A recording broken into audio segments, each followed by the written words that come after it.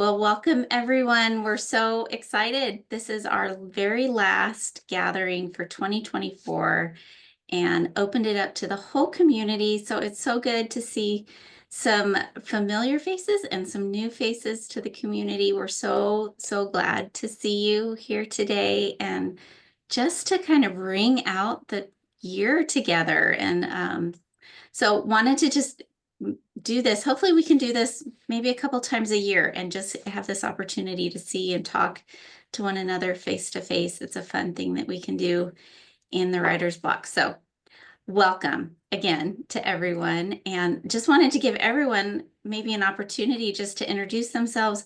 I know some of us have been around the block, so to speak, for a while and we know each other, but we don't all know each other. So I'm just going to kind of go down the list of names and just say, why don't you tell us who you are, introduce yourself, tell us where you are in the world, and if you want to drop a link in the chat of where people, like the best place people can find you, whether that's maybe on your website or a Substack or a social media handle or anything that you would like to share, do that when it's your turn in the chat. Okay, so Amy's to my left here according to my grid. So I'm going to have her go first, and then we'll Okay. Can you hear me now? Yes. Yes. Okay. I just used this the other day and it was working, and for some reason I couldn't get the mute off. But now I kind of missed what you asked. Oh, sure. Well, I'll say it again. And Becky joined us. Hi, Becky. We're just going to go through, like, some people know each other in this group and some people don't. So we're just going to introduce ourselves, tell us who you are, where you're coming in from today, and then feel free to drop a link in the chat of maybe where we can best see and follow you and your writing online. So Amy's going to go first. Amy Simon is going to go first. Oh, okay. All right, I'm Amy Simon, and I am in somewhat chilly Wisconsin, a little bit north of Milwaukee. And then I will put my website in there. Was there something else I was supposed to answer? No, that's great. Okay. That's Cool. awesome. How about you, Cheryl? I'm Cheryl, and I get bonus points because I wore my ugly Christmas sweater. You today. do. So I want my points. You do. 100 points to you. I'm Cheryl, and I live in Southwest Michigan. And I am a writer. I wrote a memoir that came out last year, and I'm working on a novel. And I post regularly to my blog on my website, which I will put the link in the chat. Thanks. So glad you're here, Cheryl. How about you, Lauren? My name is Lauren Isley. I'm from Kelowna, BC, or that's where we're currently residing. I am American, but my husband's Canadian. So it's a beautiful resort town. If you ever come to British Columbia, it's a beautiful place to visit. So I guess my writing currently is doing a podcast, a Psalms podcast, and I'm a pastor's wife, and we both lead Bible studies. So writing the women's study and also devotions for our co-op right now. Oh, wonderful. That's great. I'm going to need to check out. I'm working on a Psalm 110 post. Have you done any Psalm 110s? Not yet. We're at I think Psalm 53. So okay, you're going in order. Yeah. Okay. So glad you're here, Lauren. How about you, Rosemary Berry? Hello, I'm Rosemary Berry, and I am in Colorado, just outside of Denver. And we actually have very mild weather these days. It's like 30s at night and 50s in the daytime. I don't think we're going to get a white Christmas. And I just had a book come available for pre-order, so I will put my link in the chat. Nice to be here. How about you, Deborah? I'm Deborah Pettit, and I live near the Rocky Mountains, and I am a published author of fantasy children's inspirational and children's stories. And yeah, working on the second series this year. So yeah, I'm on YouTube. I can put that link. Wonderful. So do you do like videos on YouTube? Is that your main? Yeah. Oh, good. Not main, but it's starting to publish last year. So I thought, well, get my name out there a little bit more by doing YouTube videos. And I do them every week and I really like them. So I'm That's like, oh, awesome. okay, I can do this. Well, that's kind of new. Like we don't have a whole lot of YouTubers in our community. So Yeah, that's great. I guess I am a YouTuber. Yeah. You're a YouTuber. Awesome. So glad you're here. Thanks. How about you, Amy Cook? Cook? Is it Cook or Cooks? Plural? Oh, you're muted. There you It's Cooks with a S. So Okay. as you can see, I'm a writer, not a tech person.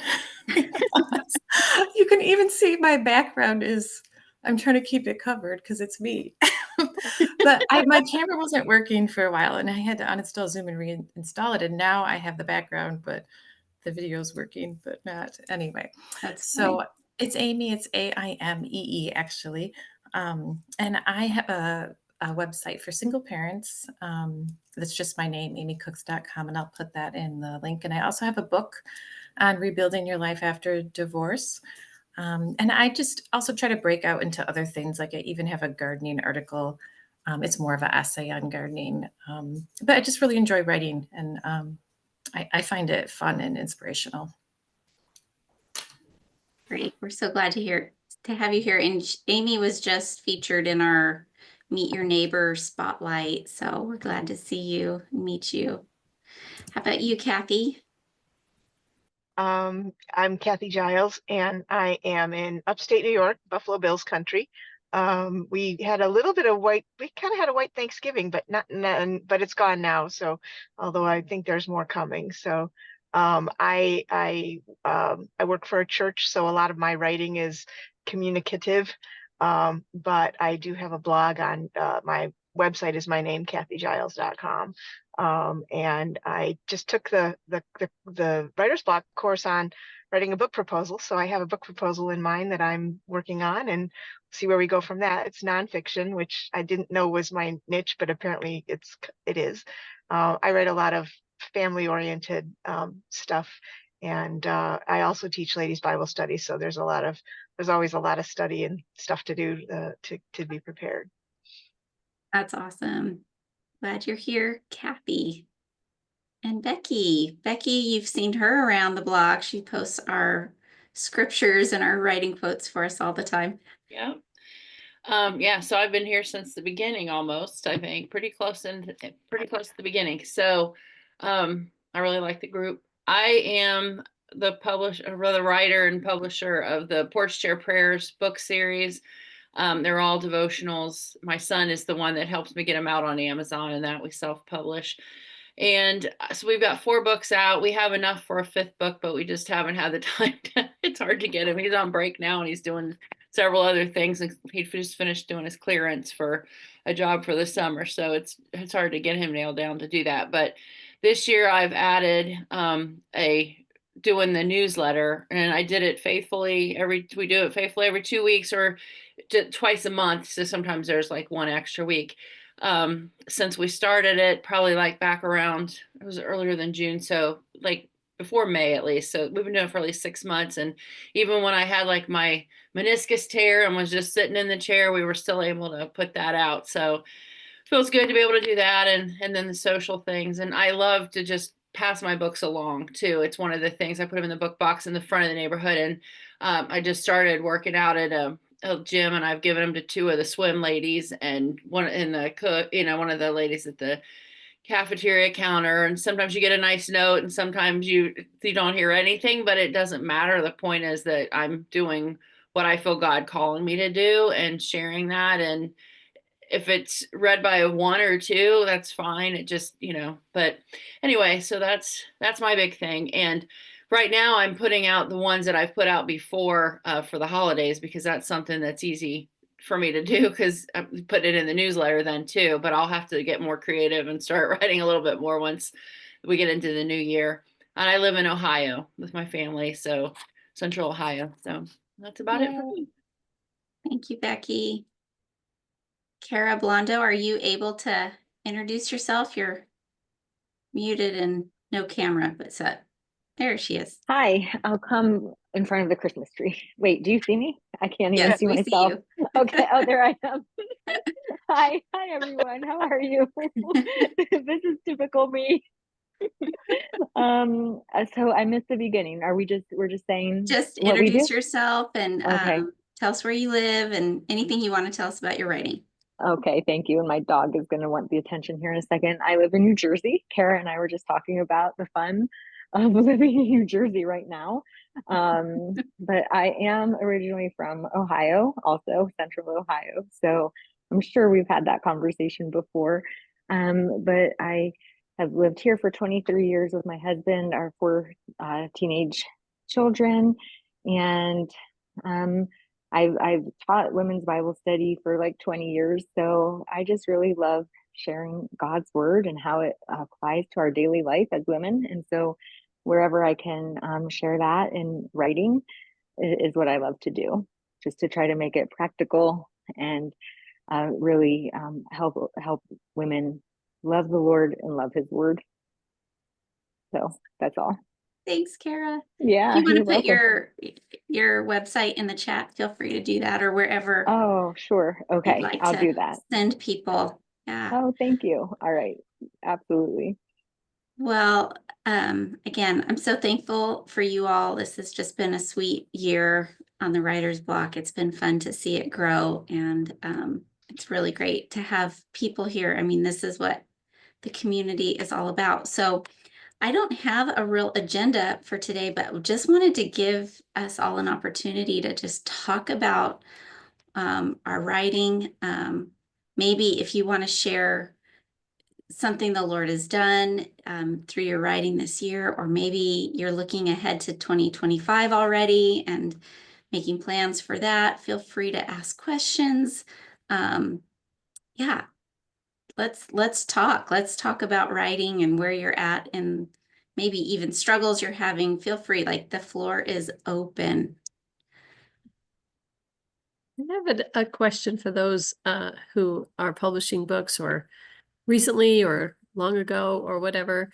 So as I mentioned, my book has just become available for pre-order. And when I look through the PDF, I am amazed at what God has done. Like I look at the book and I can hardly believe that I wrote it. I don't know if that's a common phenomenon, but now I'm working on a second book and I'm feeling a little bit like, how am I going to make it as good as the first one? And I was wondering if anyone had any input on that. And obviously I don't mean it in a prideful way. I don't mean it as, man, that was good, but it's more your like, it's I can't isn't believe it it. called your sophomore book? So I hear lots of authors say their sophomore book is harder because I think of what you said, Rosemary. I think just that you're okay, I've put one out, I've got it done, and you're proud of it. You're like, wow, this is really, God has done a great job speaking through me or whatever. And then you go, oh man, now what do I do? And so I think a lot of people have that same maybe apprehension. The sophomore book is what it's called. Okay, I'm not That alone. makes sense. I mean, I've got the idea. It's not like it's not like I don't know what I'm doing. I, like Kathy said, did the book proposal workshop. And so I have my outline for my next book and everything else. But when I sit down to write it, I'm not sure that it's going to be as good. It's imposter syndrome. Imposter syndrome of your own work. Well, I am working on my freshman book, so I don't know. I can't speak to the sophomore book yet, but I know that when you're in the midst of any project, it feels overwhelming. It feels like there's just no way I can complete this, right? Like, I'm sure you felt that way with your freshman book too. Like, just how am I going to get this done? And the Lord saw you through it. So hopefully there's some encouragement there for you as you work through this number 2 book. Well, and Kara, you and I have talked about the fact that that you have more courage than I do because you got your contract before the book was completed, and I didn't get my contract until the book was completed. And so I think there was a little bit of an aspect that if I never finished that first book, only my friends would know. Right. Whereas the second book now, people are expecting another book because now I'm an author. And so now there's this expectation over it that I'm like, oh boy, oh boy, oh boy. Yeah. I can imagine. How do you cope with that, Kara? How do you cope with that feeling? Do you get like these panicky thoughts of like, oh my gosh, how many months are left? How many? Oh yeah, all the time. I feel like it's kind of a good motivating factor. It's like people know, and so that kind of does motivate me to keep going. And then I try not to think about it too much because I think that could really like paralyze me too much if I think about it. So yeah, and I'm just trying to chip away. It does feel like Kara asked in the chat for an update. I'm on I just finished chapter 5, but it's not good yet. Like it feels, or wait, was it 5? No, it was 6. Yay, it was 6. And it's not quite there yet, but my goal was to have 6 chapters done by the end of 2024. So that's good. That's on track. Yes. But it like chapter 8 is like the halfway point, and I really feel like I'm pushing this boulder up a hill right now. Like I feel like once I get to 8, it'll feel downhill, but it doesn't feel that way yet. So Amy, my book is called, well, my working title is Pursuing Holy Leisure, which I don't know if you've seen my website, but that's kind of been what I've been talking about for several years. And so really the focus of my book is about enjoying God in our quiet times instead of seeing it as a duty or a checkbox that I grew up feeling like it was always a checkbox. Oh, I did my quiet time and I can move on with my day, but really enjoying that time and really wanting to be there instead of feeling like I had to be there. So do you feel like you're writing fresh, or are you writing kind of like from what you had in your blog? some of the material is stuff I've written already, kind of redone, re-edited. And so that's kind of helpful because it's like, oh, I feel like I can do it because I've written about this topic for a long time, but a lot of it is new. I would say 95% of it is new. So it does feel fresh in that sense, but kind of all related, parallel things. Kara, how did you decide if it was better formatted like as a devotional or a nonfiction? I assume is it nonfiction?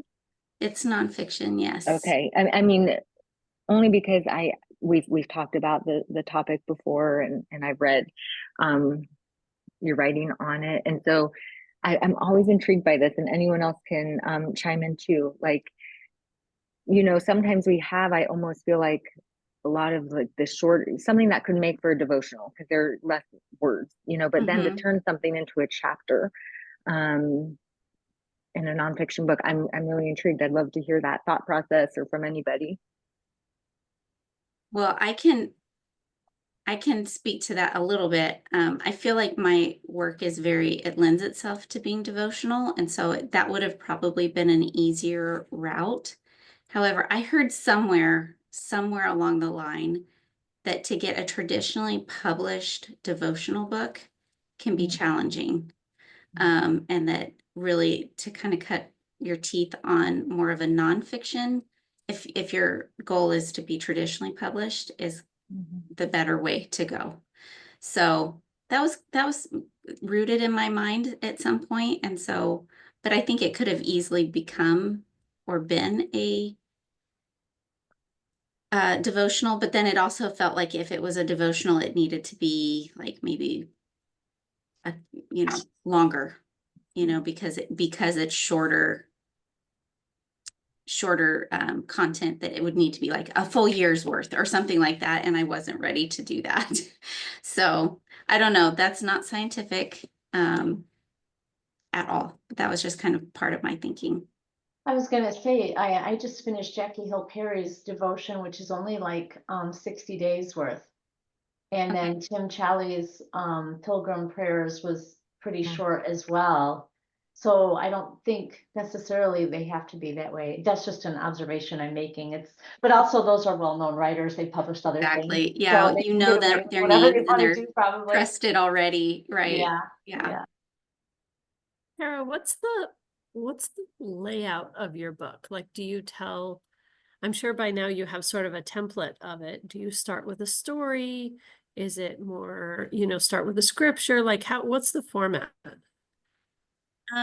Yeah, that's a good question. And I've wrestled with that too. And I'm still kind of wrestling with it because I generally start with a story and then put teaching in the middle and then kind of conclude my story and I would love to hear thoughts from you all on that because sometimes I worry that my reader might tire of that. I think even though we all naturally like story, it's harder for the writer, I think, to always have a good story that connects to the teaching topic. So that's been a struggle for me.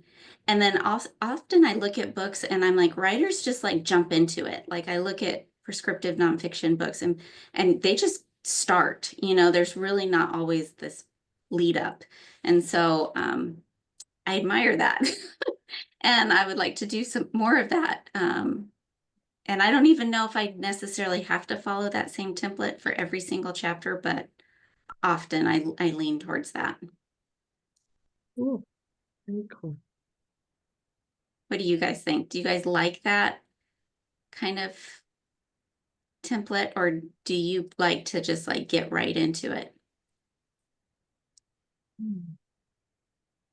It kind of depends. I mean, sometimes I really like the personal aspect of it, but if it's the same and it's always the author's personal, I kind of start to think, okay, why don't you just go ahead and write your memoir then and tell us all about your life, because I do like the teaching part of it, the facts part of it, but I think it just has to be a balance because I find in my own writing sometimes I either am way too personal or I'm just way too factual, Right. you got to find that balance and like I don't know if every chapter should start with a personal story. I think it would get too predictable, Right. but that's just my own opinion.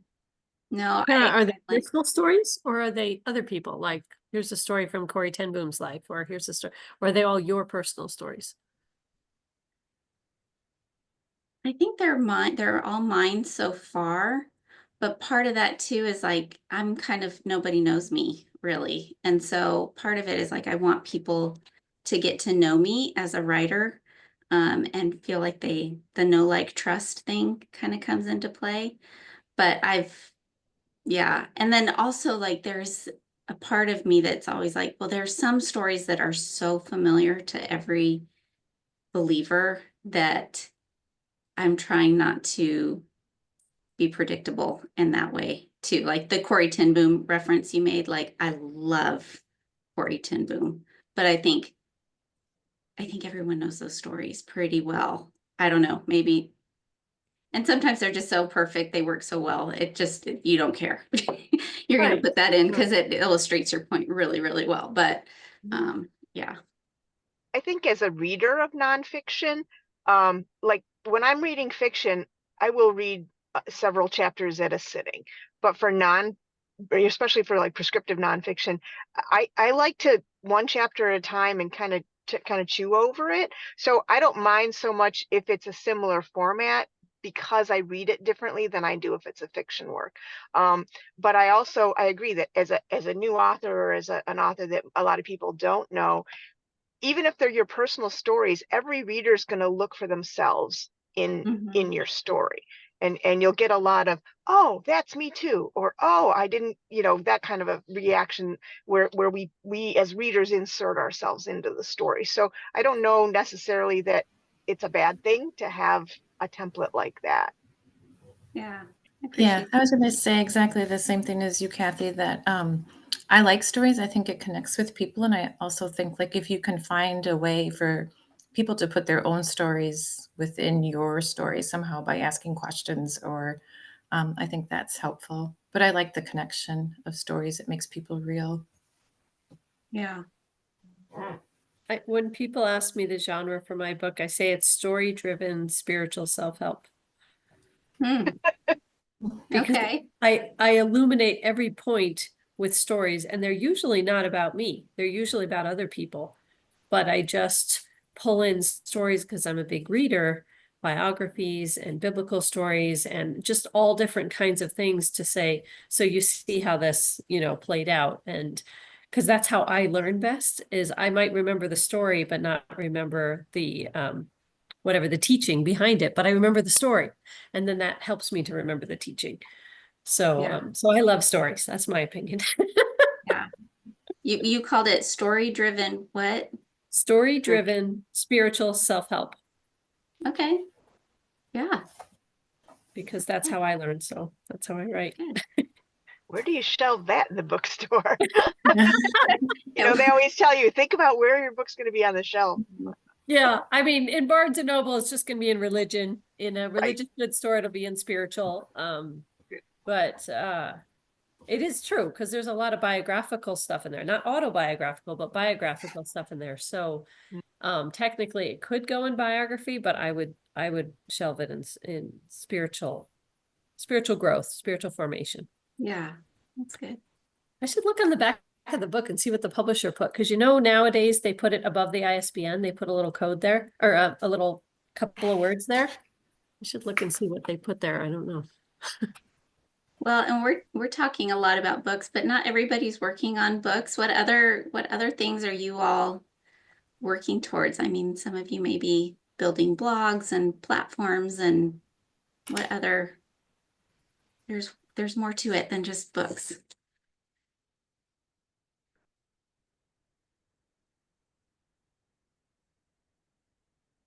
My book. Okay. Sorry, go. Go ahead, Lauren. My heart is to write Bible studies, and I started a book, but I'll just throw out there, like, for my master's project, I started doing my master's in Bible and theology by writing a book, but then I realized, like, all of my time is on this, and I can't actually spend any time ministering to the women in our church because I'm homeschooling and I'm doing the co-op, and so for me, it's figuring out where should my focus be. So I switched my master's project to a podcast, and that's why I'm doing Planted in the Psalms, because it ministers to the women in our church, and I love it. And so I guess my struggle is what should I be focusing on in this season of life? And I don't know if everyone else wrestles with that, or if you all know the projects you're supposed to be working on at this time. But for me, it's like, next year, do I lead a women's retreat, or do I focus on a Bible study that our ladies can go through? I feel like the book is in the future. I don't know. Does anyone else struggle with what to work on, or do you all have a project you're focused on? Well, Lauren, I think if you're just doing all those Bible studies that you're kind of creating for your group could later become books. You could put some of those out, and you've had your trial with all the people. So they'll give you ideas, ladies will give you ideas of things to change. And then you can write, within that, put in not only, maybe put in some kind of leader's guide, either inside the book in the back, or have it as a separate thing for people to do. People do it that way too. So you can have the book written with all the information, and then have a separate book that's like where they fill in, or you can have it all kind of together. A lot of the Bible studies that I do, there's just a page of leader questions at the back and stuff like that. So you can be creating all that then you put in a book when there's time. Right. I'm putting out the blog posts, and then when there's time, we'll pick the 28 to put in the book. But that doesn't mean we're not keeping going just because, we're at a place where we could put out another book, and I'm not massively producing and making sure that's out, because I still want to minister to the ladies now. So I want to have something that's going out to them now, and then we can work on the books later. So, and when you've got the family, that is your top, you've got to follow what God has for you and first it's your family, well, first it's God and then your family. And then, then it's the church and then it's all the extra things that you want to do. And especially they can tie right in with that. So, you can use them for that, and if you're doing the co-op stuff, you could even be ministering to that group. You could be writing books for the kids that work for the parents to teach the kids the things that they're trying to learn right now. I mean, you could just branch it any way you want, and that might be shorter little things that you could do. But if you're doing those Bible studies, just keep all that, because that can be turned into the books later. Well, and also, Lauren, sometimes we have in our mind what we think we're going to accomplish in 2025, and then God says, nope, I have this for you. And then you can just be making notes on your book, just, oh, when I do get around to writing the book, when it is the right season, here's what I want to put in it. And you just kind of keep notes. I mean, this book of mine took forever, from a material standpoint.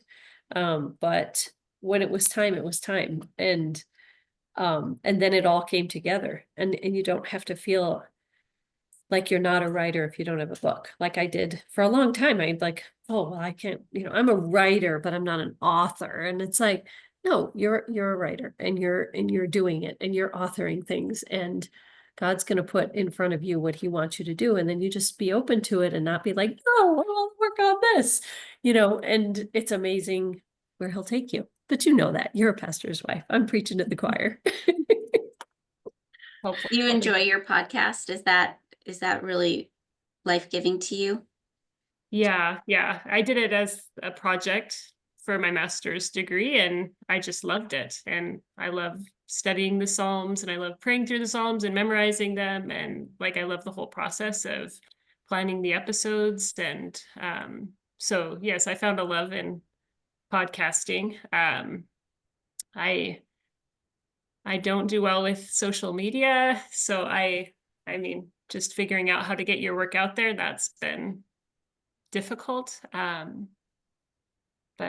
yeah, I think also prioritizing, I think many of you are probably doing multiple things, or you have families or co-ops or, kids, and just figuring out where to focus has been hard. I can agree with you, Lauren. I mean, I'm not a pastor's wife, but we've been leaders of our church for a very long time. And I'm a leader of the women's ministry and teaching Bible studies. And that's always been the priority, homeschooling for kids. And I've done the co-op, all the seasons of everything. I think my kids are probably older than yours, but I remember looking back on that season, now kind of where I'm at. It was a couple years ago, but still looking back, and I don't want to say this to discourage anyone, but I just and especially you, Lauren, but I remember feeling like, gosh, I'm so glad I wasn't into writing and blogging and all those things, because I think that would have been even a harder thing, because I would have been pulled in another direction. And what I have learned, and I know that this is true for you, and this is my encouragement after I said something maybe discouraging, but all of those years just gave me such an insight and compassion into the women that now I can write for, because first it was shoulder to shoulder, and we're talking just mom to mom or woman to woman. And now I can write to them with that same heart of compassion that I had just going through it with them, and so it's amazed me how I've been able to just glean so much wisdom from those years where I wasn't writing, but God had such a purpose, and none of that time was wasted at all, even for the writing. Obviously it wasn't wasted for my family, my children, or the women I was around. But one thing that stuck out to me when you were speaking was something that came up in a Q&A in one of our teaching times when I was teaching on disappointments. And I think Amy and I were having the conversation about how sometimes God can lead or redirect us through disappointments. And someone asked me, well, how do you know if that is something God's doing, if he's redirecting you through a disappointment? And I said, it usually is because I'm saying no to something that I know I'm to be obedient in. Like if I'm disappointed because something's not coming to pass, and I'm trying, like the Lord will usually show me at some point. And sometimes it takes me a while to catch on, but at some point he's showing me you're saying no to something that I'm calling you to obey in, because you're too focused over here. you know, and that would look different to all of us, just depending on however the Lord is leading. But in those kinds of seasons, that's what I really pay attention to say, Lord, am I not able to do something that you're calling me to because I'm stretched so thin, or, you know, focused over here. Again, nothing that you don't know, but that was a new way for me to think about it in terms of just actual disappointments of God, that God can redirect me in, and to pay attention to those. So I hope that helps. I know for me, one of the things that I've tried to do is kind of streamline my messages, because I lead my women's ministry, I have writing and my podcast and that sort of thing. And like, I don't have to reinvent the wheel with each different thing. You know, if I'm writing a newsletter to the women in my church or hosting an event, then I'm also writing about, you know, rule of life and spiritual practices. Like, okay, I can blog about those things and I can talk about it on my podcast, and I can use that as a devotional for the women at my church. Like, instead of having all these disparate pieces, to kind of consolidate them. And it makes it, I don't know, a little more doable to juggle all the different things and feel like I have a cohesive message. This is who I am. These are the things that I talk about, whether it's in my women's ministry or online or whatever. So That's good. Yeah, I love that, Amy. That's just such wisdom. Absolutely. Well, have a probably prayer too, right? Like I feel like often when we have lots of options of good things in front of us, like I think the Lord sometimes redirects us, like Kara was saying, like sometimes we need to do something maybe we're not ready to do or feel equal to in some way, and God calls us to step into that. And sometimes I think it's like a matter of what do you want to do? Like where do your natural like tendencies and your giftings lead you? Like, is it to continue with the podcast? Is it to add to the podcast? Is it, you know, like I think there's so many ways you can go about that. And often I think the Lord leads us by our interests and the things that we want to do, which is freedom. Yeah, for sure. I have a question for Deborah, because I'm interested in when you said your inspirational fantasy, who's your target audience? Is it young adults? Is it adults who like fantasy, or do you have who's your target? My first book was 5 to 11 girls, Okay. 5 to 11. I want to focus on making stories that are black and white. I feel like a lot of our secular books have become very muddled. There's not really a moral anymore. The characters don't learn anything. They're just as bad at the end of the book as they are at the beginning. And I feel like for me, I wanted my kids, but also I want other kids to be able to have stories that are very clear what I want to teach them, what I want them to learn, to be able to. A lot of children don't have imaginations anymore, and they're on, social media, they're on, video games and that kind of thing. Don't want to go into that, but personally, I think books are fantastic, and I want children to be able to have the ability to read, develop their vocabulary, and to be able to communicate again with their peers. And I think books are a great way to do that. So it kind of started just as, oh, you should write about these pictures that you see. And I never really thought about fairies or anything. And I really liked these pictures. And so I started writing stories about fairies. And it's really developed into an actual purpose to it, the story. And that's really neat. So So personally, does the yeah, go ahead. YouTube channel, do that, like kids that are 5 to 11 don't buy their own books. So in a certain sense, you have to appeal to the parents. Is that Right. like what your YouTube channel does, or is it, No, my is that YouTube also for channel the is community? more for students and other writers. I Oh, give writers tips and tricks and things like that. oh, okay. So it is kind of at first it was kind of blogging, and then or vlogging, whatever. Okay, I'm not a YouTuber.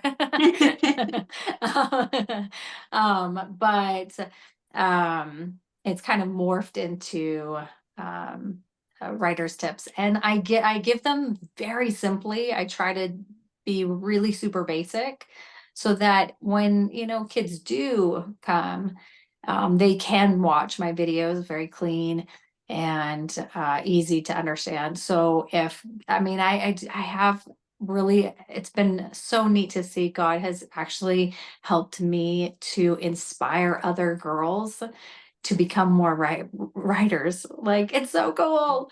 So we're talking, these fifth grade girls that are interested in writing because of my stories. So it's been really neat to see. So I do kind of cover, like, any age can watch my videos and learn something. I have misspelled words, the most common misspelled words and things like that. So, and then like this week is going to be about pacing. So how do you pace your writing? If you want more action, more excitement, then you write shorter sentences and things like that. So it's been fun, but it's kind of two different things, isn't it? It's like writing Yeah, fantasy books and doing the YouTube channel. I didn't realize that was the nature of your channel, but that's a great vehicle for engagement, especially if your books have the website and whatever for that. Yeah. And my personal theme, I guess, for my YouTube channel is we're all learning together. So I want other people to, in the comments, hey, I just learned this, and teach me too, and kind of learn that way together. Deborah, Deborah, can you we would put love your to link in see the- more of that content. Yeah. You should put those links of your videos in our weekly share threads, because Oh, wow. we would love to learn with you on that. Oh, Yeah. thank you. Yeah. I'll Did definitely you put put it that up in here in too? here. In Yeah. the chat? Can Yeah, you put it in the chat. Okay, thank you. I love hearing how people are using different ways to find their audiences, like through podcast or YouTubing or whatever, social media. But I think that's hopefully encouraging to all of us, because a few of you, was it Lauren, you're like, I don't do social media. Like, I don't know anyone here really does. Like, I don't think any of us are really leaning hard into that. So it's really, I think, encouraging that there's so many ways to reach people.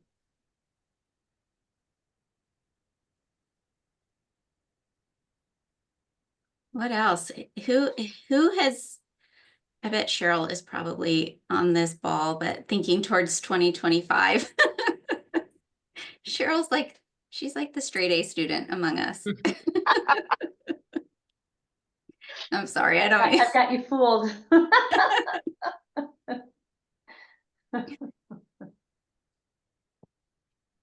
Well, Kathy asked on the block about different end of year summing up kind of exercises that we do and stuff. And I'm realizing that I've kind of done it a few different ways with a few different companies. and, you know, ones that were writing related and ones that were faith related and ones that were parenting related, you know, like there's so many different ways you could go at it. And so what I've done is make a pile of resources, physical resources like books and printouts of different things. And then when my daughter and her fiance fly out to visit his family and Christmas is past, like the 26th to the 1st, there's like nothing going on. And I'm just going to spend some time looking through those resources one by one and using them as writing prompts and all of that to try, like Lauren was saying, to try to discern what God might have in mind for 2025, knowing that it will change, but just to get a feel for what was I supposed to learn from this year and what am I supposed to focus on in the new year as best I can tell at this particular moment. Yeah, So- I love that. I think that's a great time of year to do that for sure. Yeah, I've Yeah, been. I'm sorry. Go ahead, Amy. No, you can go ahead, Amy.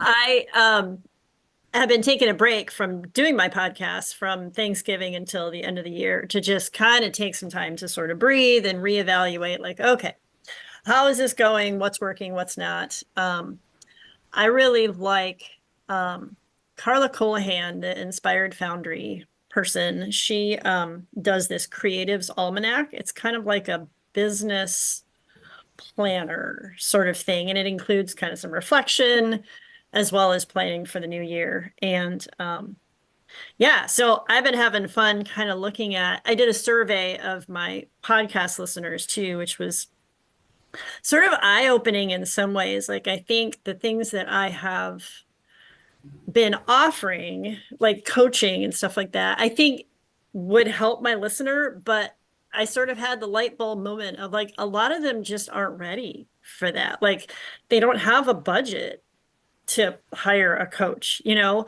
they don't even know where to start. They're not taking their writing seriously enough to warrant investing that. And so I just been looking at some different sort of lower cost, easier entry sorts of things to kind of help bring in some income for me, and but also to serve them. Like, okay, you're not where I would like you to be, you know, you're not up here, but where are you at, and what can I offer that would help you to move forward into using the gifts that God's given you.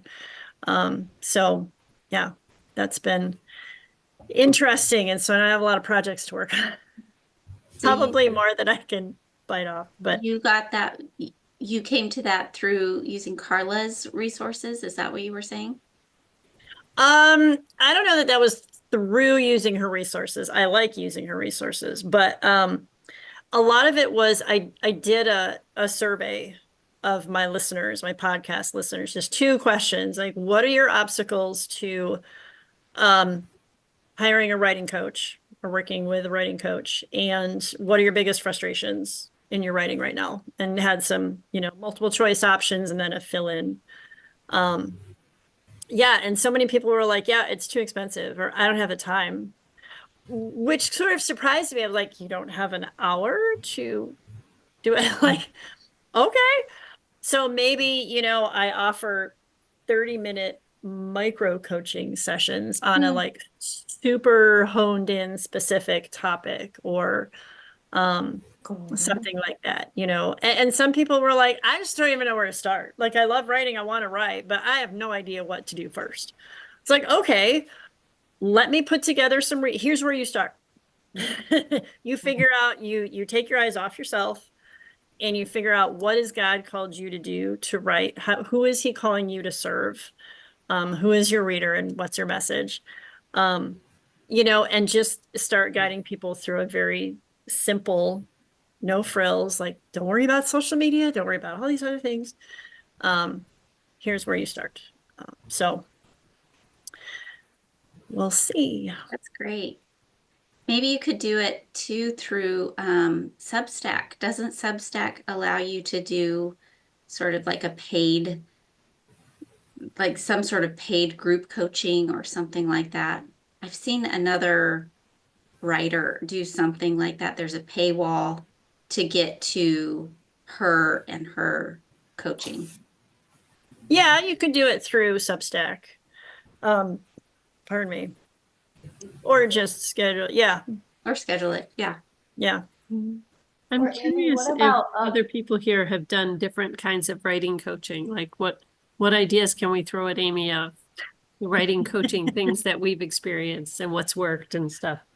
Well, I was just thinking whenever I say I don't have time, it's usually not for the 1 hour thing. It's for all the things that I anticipate comes along with it. You know what I mean? So maybe even if, and you may have done this, but just to say, what the coaching, like what they could expect to put into it on their own time outside of the coaching session, whether it's a lot or a little, or if you have 20 minutes in your week to work through a couple exercises that I'll give you or ideas that I'll give you, like something to communicate.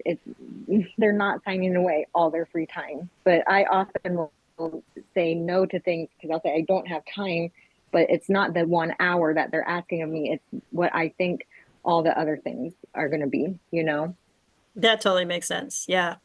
If I'm going to get the most out of this, what all this Exactly. other They're time going to that get the I got most. into it. Yeah. Yes. Yes. It's the class and the homework. Yeah. The homework. Exactly. Exactly. Sure. Yeah, as you're talking, I'm thinking it's kind of like taking a personality test, but it would be for an author. Like if you could do, like, if they don't know their writing style or what they want to write about, it's almost like you could do, I don't want to say a quiz because I don't think it'd be a quiz, but like, how you do your gifting at church and you try to find out what it is, but it would be for writers. Yeah. I was gonna say, Amy, what about like a short course that you offered in, like you have such a great presentation of teaching people how to find their reader and their message. But if you pre-recorded a course that they could do on their own time, and then, or something like that could be like less expensive, but yet would still help you, but then they could get it and work on their own time. I found things like that beneficial. Oh, I Yeah. like that idea, Amy. You would do really well with that. Yeah. Oh, well, thanks. I have created like a workbook, a digital workbook, with that content in it. So I was looking at kind of tweaking that and kind of pushing that for sale too. Because again, that's something that people can work on in their own time. So Do you have that on like Amazon or is it still in the works? I just have it as a PDF. I don't have it. I didn't like publish it on Amazon or anything. I would deliver it as a digital resource that they could download. So That's a cool idea. I do know that as like for me, once I start, I started with writing like to do courses or things. I definitely started with a low price point, but then as whatever I did, the webinar I went to or the whatever it was that I paid for with just a little bit, because I got value out of it, that has also given me confidence to go with like joining the writer's block. It's for me, I'm on the membership side and I pay my dues to be part of the greater community, but it's because I was able to, I have worked up from, those writers who've never taken a course of any kind need a very low price point to just to get in and get some confidence. But like for me, it's like, well, Amy, I've taken a couple courses, with you, but it builds your confidence, but it also, you get real value out of it. And I know a lot of you that have done different things that I've been part of, you are so good at giving us value. Even your lead magnets on your website are just enough, that like Kara was saying, that like trust factor, everything that's quality is going to draw more, more traffic. So yeah. Yeah, I mean, for me, I haven't made my money back on my first book, and it was pretty cheap. I want to be real here. And so I can't say, oh, well, I'll just take this writer's class. I can't can't go there, you know. I mean, I think my husband, he was the one that said, you should try publishing it. He might be kicking himself now. I don't know. But he hasn't said anything negative. But it's just like, it's been a journey, you know, and we had no idea what we were getting ourselves into. I am so, so glad I did. But, and I really, really wanted to, like, don't tell anybody, but I have 4, 4 in the series I want to publish. But it's intimidating and it's hard because it's like, okay, we haven't gotten our money back. And I want to be able to publish the next one. So what am I like? I can't say, oh, let me just take this writer's course for, you know, $2,000 or whatever. You know, I mean, I've looked into tons of them and they are quite pricey, you know. But I've been very encouraged by the YouTube videos, you know, and this group has taught me a lot too. So thank you. Deborah, do you have an email list, or are you mostly using subscribers from YouTube as like a marketing? I do have a newsletter that goes out every month.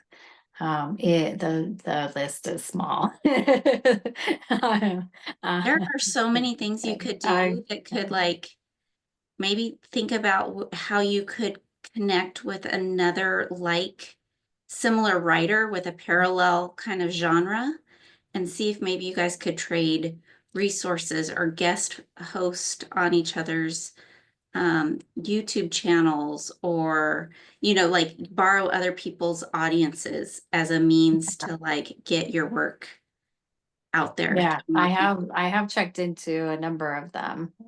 It just, yeah, it hasn't quite panned out. But yeah, I'll continue looking for sure. Well, and Deborah, Um, there's so many choices out there. It's a little overwhelming nowadays, you know?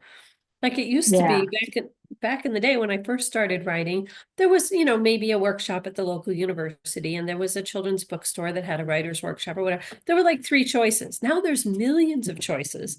Yeah. And you don't know, like Kathy was saying, where you're going to find the value.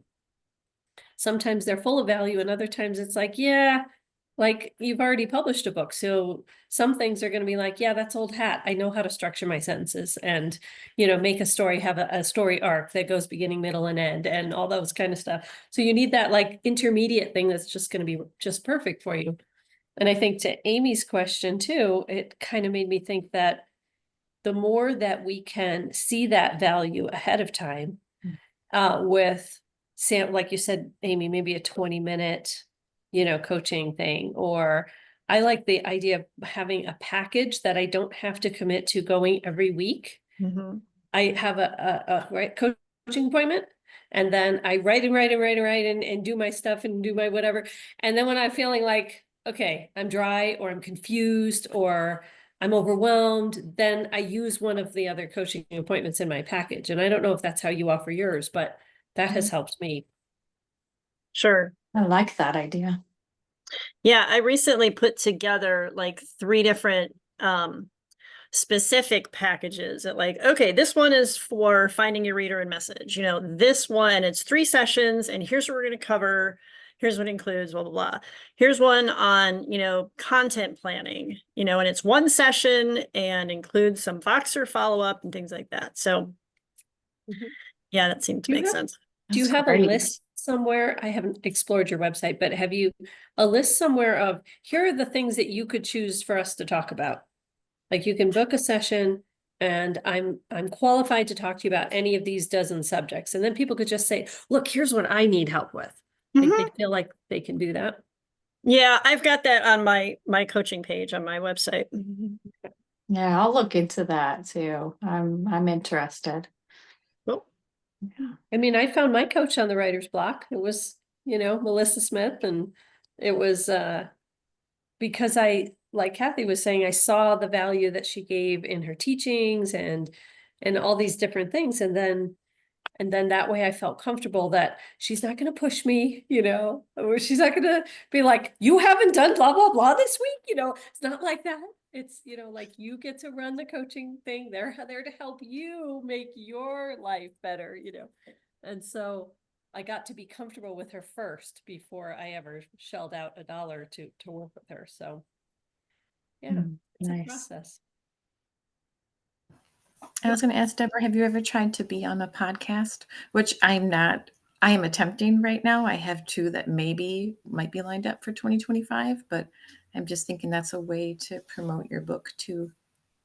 Yeah, I checked into some podcasts, and didn't really see any that I saw, like a couple, but yeah, I don't know. I'm a little bit shy, a little bit. I know it's weird because I have a YouTube channel, but you know how many times I record, you would be like, oh yeah, you're shy.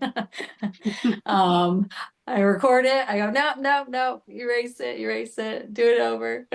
So I'm not sure I would be a podcast type of person, but I'm open, I'm willing. So just, so how would you say I need to research? Maybe I'm researching it wrong. How to find the perfect niche, right? For my genre, right?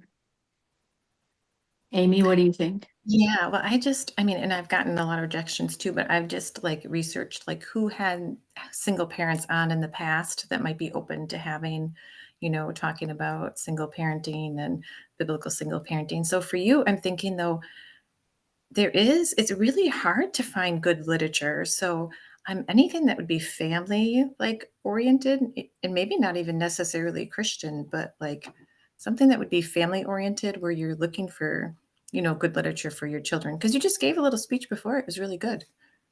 Yeah, you did. And I was thinking even homeschool groups or homeschool moms.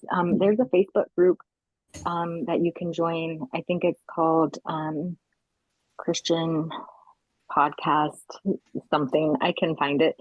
But people all the time are posting on there that they'd like to be a guest, and they share a little bit. I think maybe you want to be discerning, like anyone can post on there, so you might get some weird people. But you can always, if someone replies, you can always check out their show, check out their Facebook profile. That would lead, I'm sure, to a link, or listen to their podcast first. But I definitely see a lot of people posting that they're looking to be a guest, and then they share a little bit about themselves. Okay. Yeah. Okay. I'll find that out. I'll look into that. I didn't think like homeschooling, or I think I did children's literature is what I looked up. And I did, yeah, I saw maybe one that was maybe interesting. That You know about Redeemed Reader, which I like. I wish I looked at it more, but I don't know. I don't think they have a podcast, but I wonder if you could submit your book for a review on their site. Oh yeah, I would totally be willing to do that. Yeah, it's called Or even Redeemed your Reader. library, could you offer to do a children's hour? I mean, I know I missed the very beginning where you shared about yourself. I'm just putting pieces together from hearing everything. So this is not relevant, don't worry. But could you do something at the library, either for the kids or the moms? Yeah, an so hour? yeah, I gave our local library my book, and they even said like, oh, we can pay for it, which was really exciting. Like, oh, they'd actually pay for it. But I said, you can pay for the next one. Hopefully the second one will come out soon. So, but she said that she'd be interested in doing in the spring, doing a craft and a little reading. So like maybe 15-minute reading and a craft. And she said usually like book signings or just reading, people don't show up for. But if you put a craft with it, then usually the parents want the kids to do that.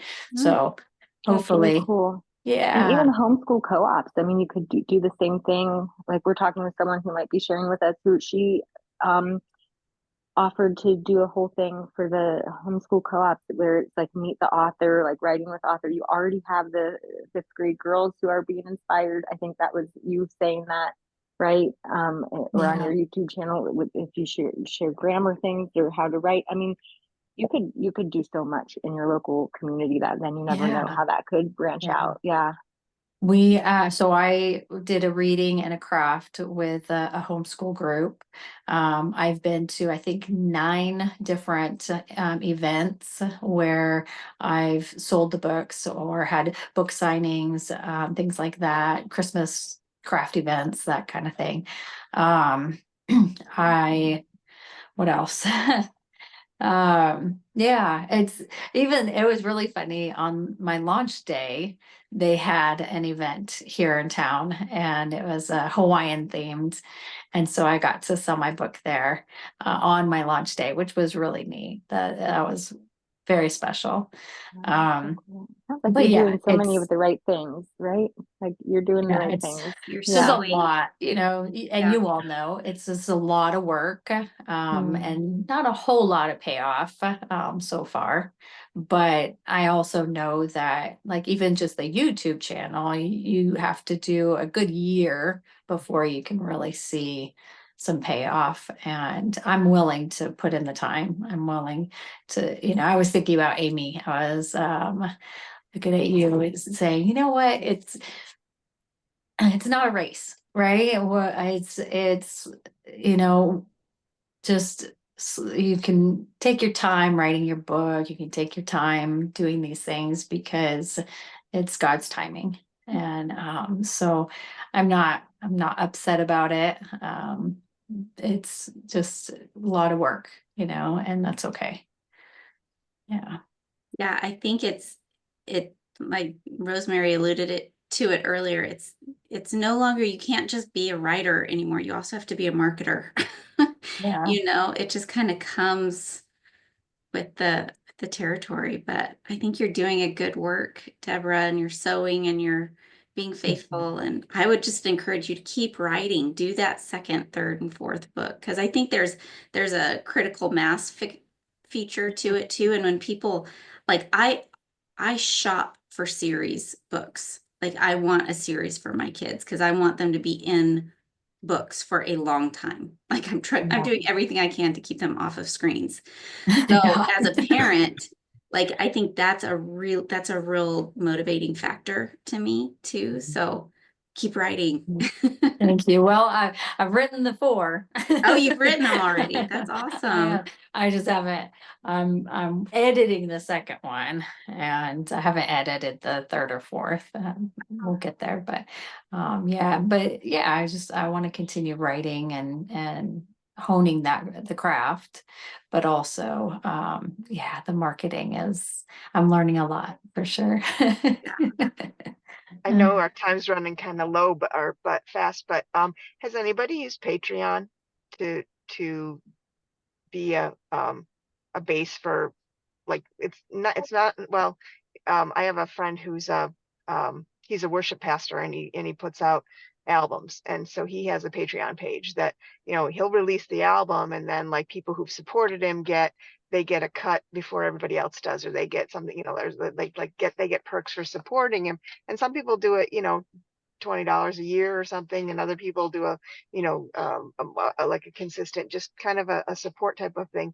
But I know for a lot of artists that's and I think there's several different types of that kind of thing that like Patreon is different than Kickstarter. I think Kickstarter, you don't get the money unless you raise all of your goal, or Patreon is more like art funded. But there are people that are, you make a good pitch, and there are people that you don't know that's their passion, so they kind of get behind things like that. So I don't know, I haven't really looked into it myself, but I have known a couple of people in other art and creative fields, artists, the musician, and then also a sketch artist that I know has a Patreon page, and that helps them to publish or to get traction.